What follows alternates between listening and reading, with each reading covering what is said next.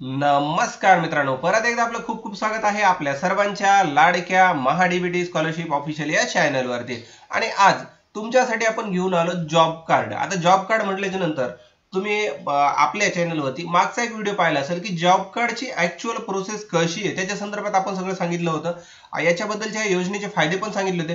पण मग आता या पार्ट मध्ये आपण नेमकं सांगणार आहे काय, तर बऱ्याच मित्रांनी मला एक प्रश्न केला होता व्हिडिओच्या कमेंटच्या माध्यमातून की हे जे जॉब कार्ड आहे याच्यासाठी ऑफलाईन जी प्रोसेस करायची ती मला सविस्तर मध्ये सांगा। तर मग त्यासाठी आपण मुद्दाम हा व्हिडिओ बनवलेला आहे। तर याच्यामध्ये आपण ऑफलाईन पद्धतीने सविस्तर जो फॉर्म द्यायचा आहे त्याची चर्चा, जोडणाऱ्या कागदपत्राची चर्चा, भरायचा आहे तो फॉर्म त्याची चर्चा आणि हा फॉर्म मिळणार कुठे याची चर्चा, या सविस्तर चर्चा आपण या व्हिडिओच्या माध्यमातून करणार आहोत। तर सर्वप्रथम मित्रांनो, आपण महाडीबीटी स्कॉलरशिप ऑफिशियल या चॅनलवर नवीन असाल तर चॅनलला सबस्क्राइब करा आणि बेल आयकनला हिट करा, यामुळे नवीन येणारा व्हिडिओ सर्वात अगोदर तुमच्यापर्यंत पोहोचेल।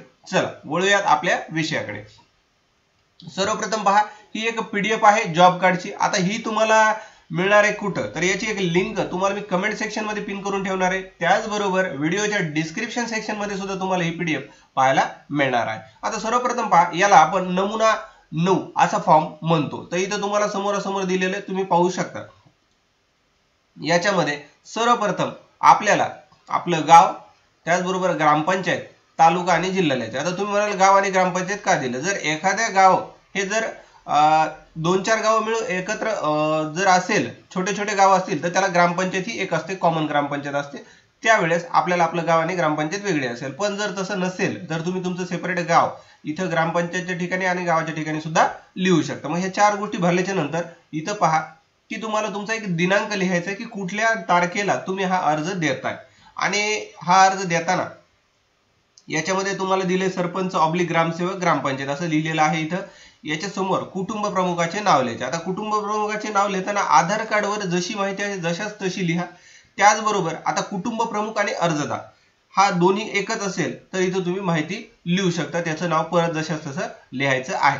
त्यानंतर अर्जदाराचा पत्ता घर क्रमांक सहित, मग तुमचा घर क्रमांक जो असेल तो इथं मेन्शन करून तुमचं गाव, त्याचबरोबर तालुका, जिल्हा आणि पिनकोड अशी सगळी माहिती आपल्याला इथं भरायची आहे। त्याचबरोबर तुमचा चालू असलेला मोबाईल नंबर इथे लिहा, कारण मोबाईलवर तुम्हाला त्याचं रजिस्ट्रेशनची पुढची माहिती इन्फॉर्मेशन मिळून जाईल। त्यानंतर आहे जात प्रवर्ग। आता तुमची जी कुठली जात आहे, जी कास्ट आहे ती माहिती भरा। याच्यामध्ये एससी एसटी साठी 2 कॉलम दिलेत, इतर मागासवर्गीयसाठी म्हणजे ओबीसी साठी 1 कॉलम दिलाय आणि याच्या व्यतिरिक्त असेल तर तुम्ही इतरला मात्र टिक करू शकता। त्यानंतर पुढे विचारले अल्पसंख्याक आहे का, म्हणजे तुम्ही अल्पसंख्याक मोडता का, जर असेल तर होयला टिक करा, नसेल तर नाहीला टिक करा। त्या पुढे आहे अल्पभूधारक शेतकरी आणि सीमांत शेतकरी, म्हणजे ज्याची जमीन कमी आहे त्याला अल्पभूधारकला क्लिक करू शकता किंवा सीमांत असेल तर त्याला क्लिक करू शकता। या दोन्हीपैकी जर तुमचं काहीच नसेल तर तुम्हाला टिक करण्याची गरज सुद्धा नाहीये मित्रांनो। त्यानंतर आहे भूसुधार लाभार्थी। जर भूसुधार योजनेमध्ये तुम्ही जर लाभार्थी असाल तर होयला क्लिक करा, नसाल तर नाहीला क्लिक करा। त्यानंतर आहे इंदिरा आवास योजना लाभार्थी। जर तुम्ही इंदिरा आवास योजनेचा लाभ घेतला असेल तर होयला टिक करा, नसेल तर नाहीला टिक करा।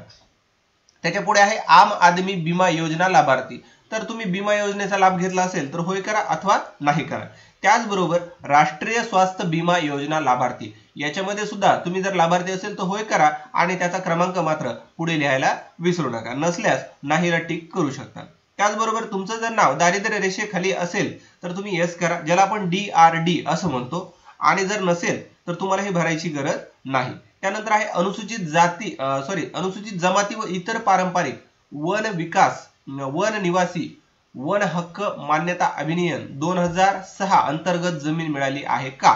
जर तुम्हाला तशा पद्धतीची जमीन मिळाली असेल तर तुम्ही एस ला टिक करू शकता अथवा नाहीला टिक करू शकता। आता इथे एक बॉक्स मोठा एक चौकट दिलेली, या चौकटीमध्ये तुम्हाला सांगितले येथे कुटुंबातील अर्जदार प्रौढ व्यक्तीचा पोस्टकार्ड आकारचा रंगीत एकत्रित फोटो लावावा। म्हणजे काय की जे तुमच्या घरातील कर्ता व्यक्ती असेल त्याचं आणि त्याच्या पत्नीचा फोटो एकत्रित काढून तुम्हाला आडव्या साईजचा पोस्टकार्ड साईज म्हणून आपण त्याला 4x6 चा फोटो इथं तुम्हाला लावावा लागेल।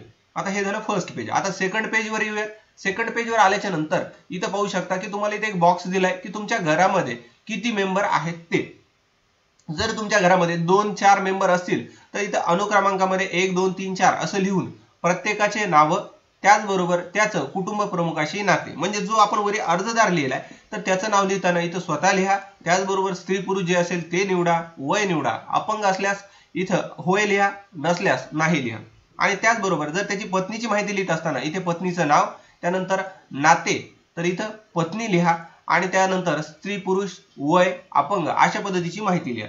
मग असं तुम्हाला प्रत्येकाचं नातं आणि त्याची माहिती या कप्प्यामध्ये भरायची आहे. ही भरून झाल्याच्या नंतर अर्जदाराची सही किंवा अंगठा तुम्हाला इथे करायचा आहे, आणि तुमचा जो ग्रामसेवक असेल त्याचा सही आणि शिक्का इथं घ्यायचा आहे. त्याचबरोबर इथं पुढे आल्याच्या नंतर कार्यालयीन उपयोगासाठी तुमचा जो जॉब कार्ड नंबर बनणार आहे त्याच्यासाठी एक कॉलम दिलेला आहे. याच्यामध्ये कुठलीही माहिती तुम्ही फिल करू नका, ही माहिती त्या कार्यालयांमधील कर्मचारी भरणार असतील.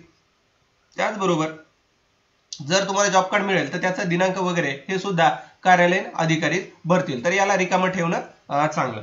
त्यानंतर आहे आधार क्रमांक, तर इथं आधार क्रमांक भरा. जर तुमच्याकडे मतदान असेल तर मतदान भरा आणि बँकेचं पासबुक भरा. त्याचबरोबर सही आणि अंगठा इथं करायचा आहे. तर अशा पद्धतीने सर्व माहिती इथल्या कप्प्यात सुद्धा तुम्ही नक्कीच भरून घ्या. आणि ही भरल्याच्या नंतर तुम्ही येता पुढच्या राहिलेल्या स्टेपवर. तर इथं तुम्हाला आहे अनुक्रमांक, ज्याच्यामध्ये इथं दिलंय की ही एक तुमची पावती आहे, तुम्ही जो अर्ज दाखल करता त्याची पावती. याच्यामध्ये तुम्हाला तुमचं नाव लिहायचं आहे, आणि हा जो ऑप्शन आहे नोंदणी अर्ज मिळाल्याची तारीख, याला मात्र तुम्ही एम्प्टी ठेवा. ते अधिकारी तुमचे डॉक्युमेंट घेतल्याच्या नंतर चेक करून इथं ती तारीख टाकतील, दिनांक आणि ठिकाण सुद्धा टाकतील. तसंच ग्रामसेवकाचा सही शिक्का तुम्ही इथं पण घ्यायला विसरू नका. त्याचबरोबर आपण आता या फॉर्मच्या शेवटच्या टप्प्यामध्ये आलो. तर इथं तुम्हाला सांगितलंय की मजूर कुटुंबाने नोंदणीसाठी ग्रामसेवक याच्याकडे द्यायचा अर्ज. त्यानंतर ग्रामसेवक उपस्थित असेल तर ठीक आहे, नसेल तर ग्रामपंचायत मध्ये अर्ज देणे शक्य न झाल्यास गट विकास अधिकारी यांच्याकडे तुम्हाला तो अर्ज द्यायचा आहे. त्याचबरोबर छापील अर्ज उपलब्ध नसल्यास कोऱ्या कागदावर नमुना 1 मधील माहिती लिहून दिली तरी चालेल. नमुना 1 म्हणजे वरी दिल्याप्रमाणे. त्यानंतर स्थानिक रहिवासी असलेलं वय 18 पेक्षा जास्त असणं गरजेचं आहे, आणि अकुशल काम करू इच्छिणाऱ्या कुटुंबातील व्यक्ती नोंदणीसाठी पात्र आहेत. त्याचबरोबर कुटुंब नोंदणी ही वर्षभर सतत चालणारी प्रक्रिया आहे, अशी याच्या संदर्भात टीप आणि माहिती तुम्हाला दिलेली आहे. आता याच्या व्हिडिओच्या एंड पार्ट मध्ये तुम्हाला मी एक याच्यासाठी लागणाऱ्या कागदपत्राची यादी सांगतो, ती तुम्ही लिहून घ्या किंवा या स्क्रीनवर एक स्क्रीनशॉट काढून घ्या, म्हणजे तुम्हाला अर्ज करताना अगदी सोपं होईल मित्रांनो. तर सर्वप्रथम मी इथे एक नोटपॅड ओपन केलंय, आणि इथं आपण त्याच्याशी लागणारे जे डॉक्युमेंट आहेत त्या डॉक्युमेंटची यादी तयार करूयात. याच्यामध्ये सर्वप्रथम पहा, जे फॅमिली मेंबर आहेत त्यांचे ऑल मेंबर्स आधार कार्ड म्हणूयात. इथं ऑल मेंबरचे तुमच्या घरातल्या सगळ्या सदस्याचे आधार कार्ड झाले. त्याचबरोबर तुम्हाला याच्यासोबत फॅमिलीचा एक फोटो जोडायचा आहे, जो की मी तुम्हाला ऑलरेडी सांगितलेला आहे. त्यानंतर इथं तुम्हाला बँकेचं पासबुक जोडायचं आहे. आता हे बँकेचं पासबुक हे कुणाचं जोडायचं आहे तुम्हाला, फॅमिली मधला जे तुमच्या हेड असेल, मुख्य माणूस असेल, ज्या नावाने तुम्ही अर्ज करताय त्याचं.